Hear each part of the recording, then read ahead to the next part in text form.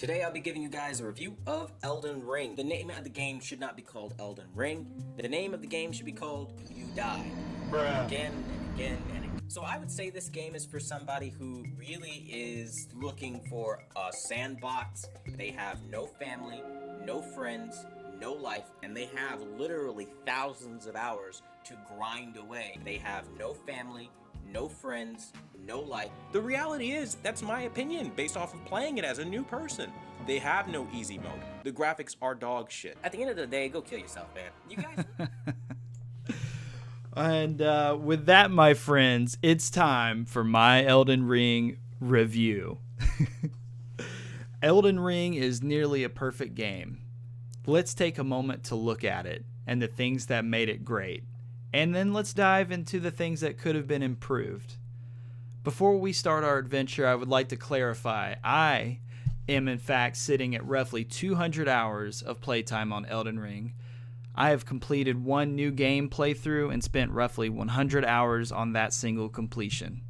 The other hours are split between 5 other experimental character saves and roughly 20 hours of new game playthrough on my Steam account. I think it's safe to say I've had the Elden Ring experience. Oh, what the fuck?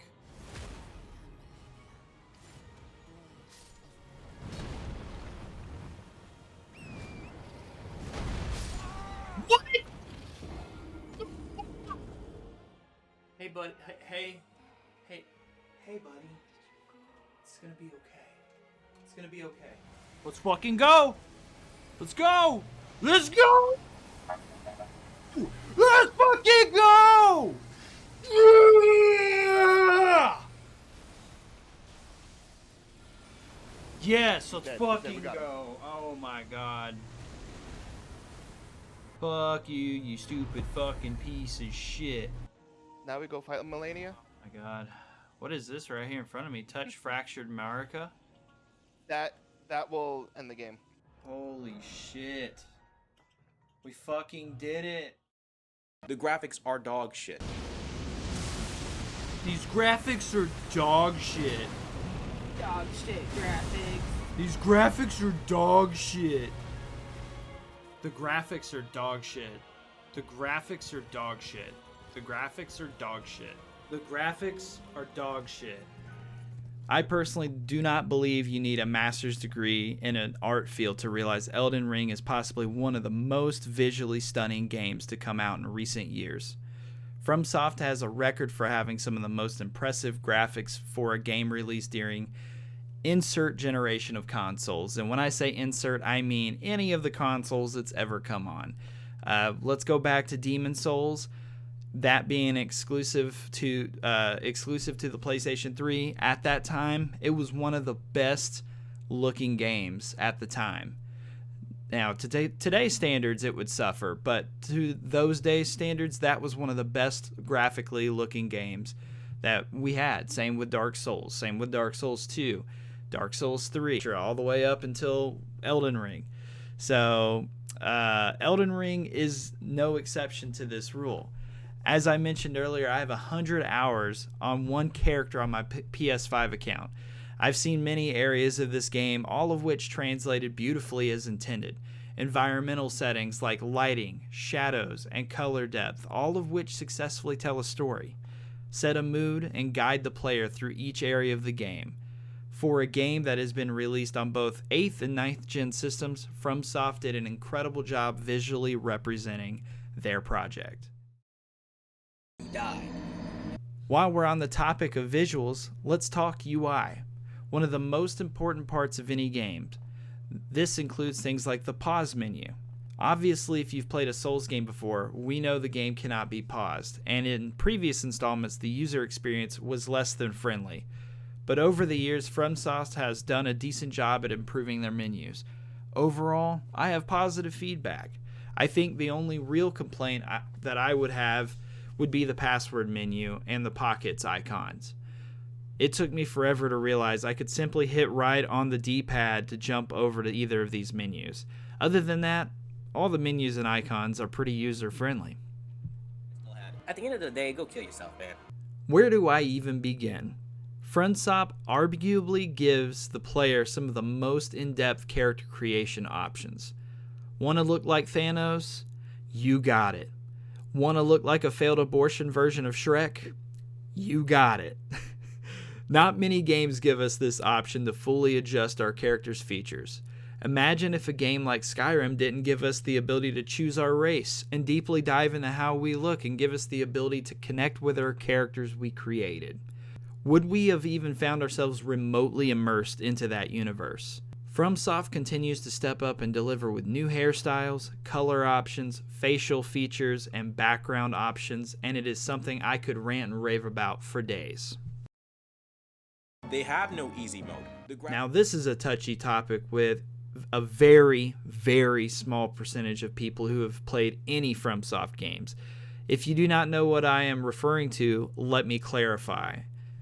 The quote-unquote Souls games need an easy mode argument. I'm here to say, Elden Ring and pretty much all previous Soulsborne games have some form of quote-unquote easy mode. Now, before anyone gets upset, let me explain. If you take the time and unlock new spells, incantations, or ashes of war, Elden Ring does in fact become easier. And I am saying this as someone who loves playing a mage. In fact, my introduction to Soulsborne games was Dark Souls 2, and while it was possibly the least liked by the community, that game had some of the best approaches to magic builds. Magic builds come at a price though, to balance them. Typically, you will sacrifice vigor to have higher intelligence, to be able to cast higher level spells. So I am saying all this to say, the player can genuinely control the level of difficulty simply based off their build. Does that take away from the experience of dying a lot? Absolutely not. But for example, if I am using Rock Sling, and by the way, I love Rock Sling, so hate me all you want, I can maintain distance from any enemy to kill them before they ever have the chance to get close enough to hit me. Or I can build a strength build dual wielding 2 rusty anchors that require me to get right up on the enemy to hit them, making my dodge rolls and stamina management more important than ever. I believe if FromSoft caved to these people and input a difficulty option, it would not be nearly as satisfying to grind the Dragon Lord for 2 days and be so hyped about beating him you fall on the floor in joy. Imagine that in an easy mode. Oh wait, you can't because you wouldn't have been stuck on him for 2 days. So no, there's no need for the difficulty option in any Souls game because it would take away from the satisfaction of success. At the end of the day, go kill yourself, man. So, in the previous segment I mentioned builds. FromSoft gives the player total control more than ever before in Elden Ring. The variety of weapons, items, incantations, and spells is far more than I've seen in any other Souls game. Something I always critiqued with Dark Souls 3 was how long it would take to find a new spell or pyromancy throughout the game. I'm sure that has a lot to do with how much more linear the Dark Souls games are, but the fact that you do not meet the sorcerer in Dark Souls 3 until Crucifix Wood, but meet our pyromancy NPC in just the second area is wild to me. As someone who enjoys sorcerer builds in a Souls game, this always made it extremely difficult to want to stay dedicated to the mage build. But in Elden Ring, the open world motivated me to search high and low for new spells before pushing too far into the main boss area. I'm actually working on a strength faith build that when I first set out wanted to dual wield the grafted greatsword, but soon realized friends cannot drop boss weapons, which totally makes sense. But because of this, I found the rusty anchor, and then after leveling it realized I thoroughly enjoyed it and had a friend drop me theirs. So now I'm dual wielding rusty anchors in a strength faith build. The possibilities are absolutely unlimited, and I would argue to say there's a build for anyone on this game. You just have to take the time to experiment to find that build.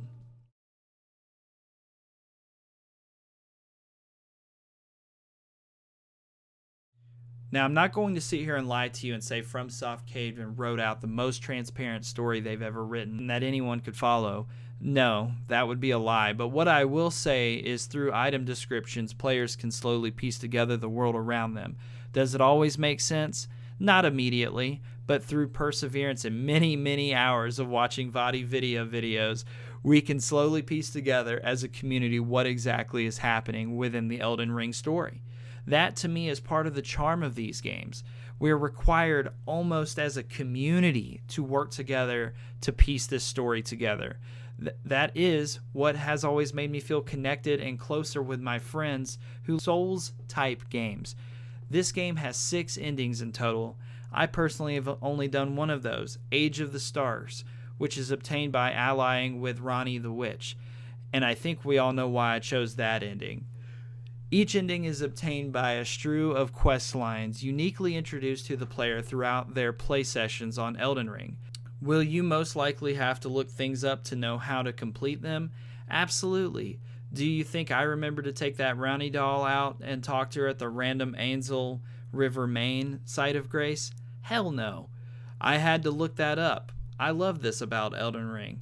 It means the player has to become more invested as they put more time into their journey to fully understand what is happening in this story. So I will not sit here and try to sell you on this story. But what I will do is express my appreciation to the writers and creators of this game's lore and dedication to giving just enough information to their players to motivate us, the community, to come together as a whole and unbox this story. I believe playing this game brings you together with the other fans of this series, unlike any other game has done before. Just look at how dedicated the VOD video community is. They are constantly learning more and more about these games. It is a lore that takes years at a time to unbox, and I expect no difference with Elden Ring. This for me is where some of the criticism comes in. Before that though, I want to praise FromSoft for giving us not only a huge open world to explore, they also gave us the ability to do it with a friend.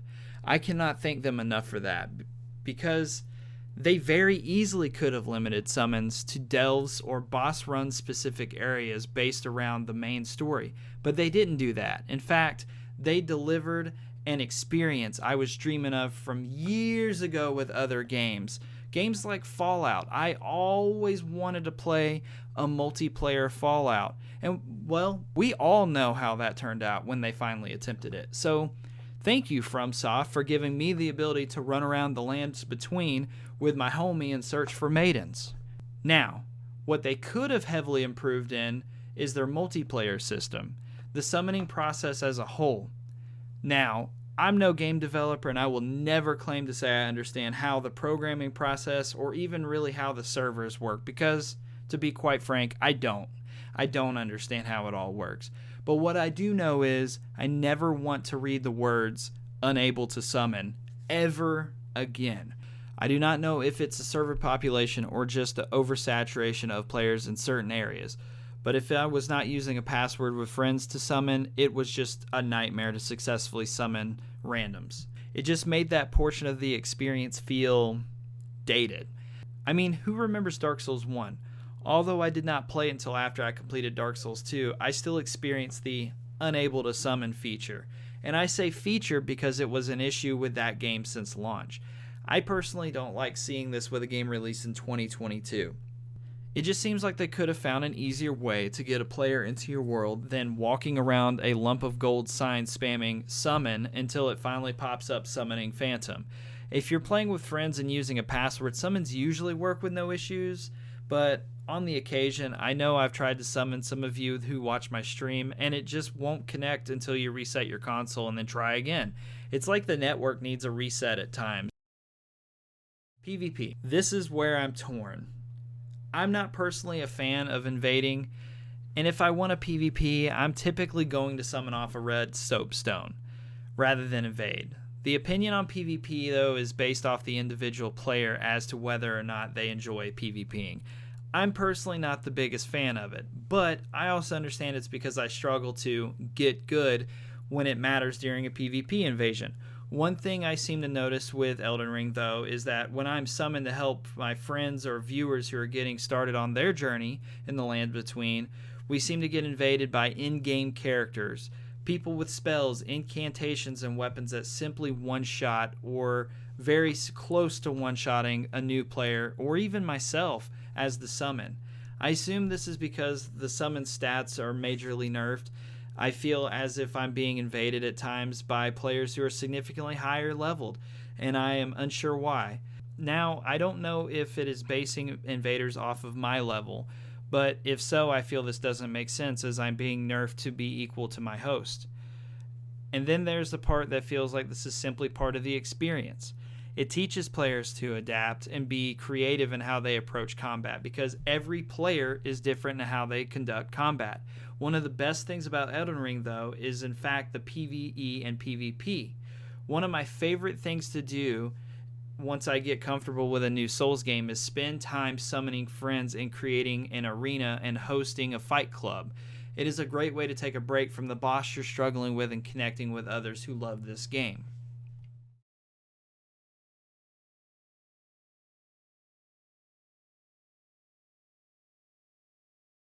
Probably my biggest critique of Elden Ring is its PC port. I had seen several videos talking about how bad the frame rate issue of the game is, and to be completely honest, I always thought it was a bit of an over-exaggeration. But let me explain. I was playing on PS5 at launch. It's an unspoken rule of a Souls game. Never buy them on PC at launch. They have performance issues. For example, Dark Souls 1. However, I didn't expect Elden Ring to be as rough as it was on PC when I started my playthrough. There were times when the system was hitting single frames during my recent live streams. This can easily be fixed with future updates, and I'm aware of that. But I do feel that it's important to note this as of this video, it is still a major issue. Because of how much I enjoy Elden Ring, I'm willing to kind of push through that and continue playing, but that also says a lot about the game. FromSoft has to improve this, though. I have started an Xbox Series S character, and overall I'm happy with how the game runs. But keep in mind I'm only about an hour into that save, so I don't really count that in this review. Now, my PS5 experience has definitely been the best so far, though. For the most part, I managed to maintain about what appeared to be roughly 60 FPS for most of my experience, with the occasional slight dip in frames. And then PC, as I mentioned before, this is my biggest criticism, because at some points my frame stuttering was so bad it kind of made me nauseous at times. Elden Ring is a game that I have already created so many memories on. I've reconnected with friends I have not gamed with in a long time and even made a few new ones along the way. It is a game that is perfect for community with its new group password features. It is a game that allows the player to really experiment and be creative in how they play the game. And it is a game that took on an ambitious goal of an open world Dark Souls game and managed to deliver. And quite well, may I add. While I have my criticisms, I would like to give Elden Ring a 9.5 out of 10, losing points because of performance and seemingly dated multiplayer components. Elden Ring, in my opinion, is a masterpiece that we've waited years to experience, and we didn't even know it. So I cannot recommend this game enough. It is a game that will push you at times and truly present a challenge, but the satisfaction of beating that boss you've been stuck on for hours or even days can never be matched. Until you play it, you've never really experienced that. But that's what makes Elden Ring so incredible. I would also like to take this time to thank our patrons, each and every single one of you. If you are new here and you'd like to support this content, if you enjoyed it, Patreon link is down below in the description.